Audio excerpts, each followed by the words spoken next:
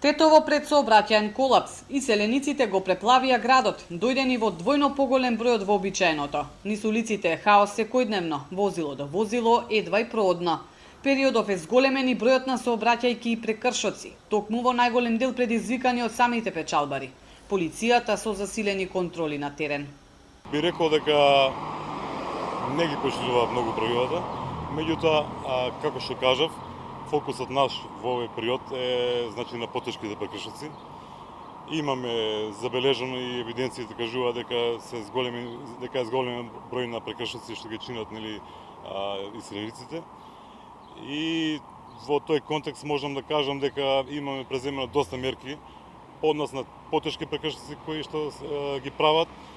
И граѓаните се жалат дека едва се движат низ градот, дали пешки или со автомобил. Па кај нас е така увек. Секогаш хаос кај нас. Тето хаосот е невиден. Значи, наместо да се воза 5 души у една кола, да речеме, или 4 души, и да сваќи у свака кола по еден се воза и затоа е таќе.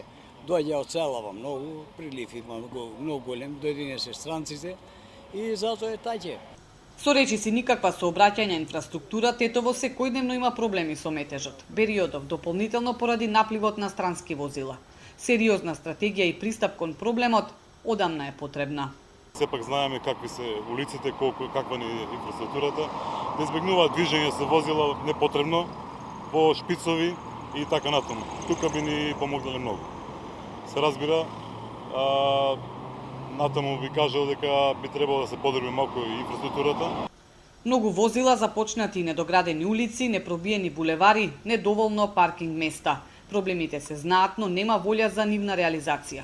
Токму поради овие недостатоци, никако да почне да функционира и јавниот превоз. Автобусите стигнати во јануари се уште стојат паркирани.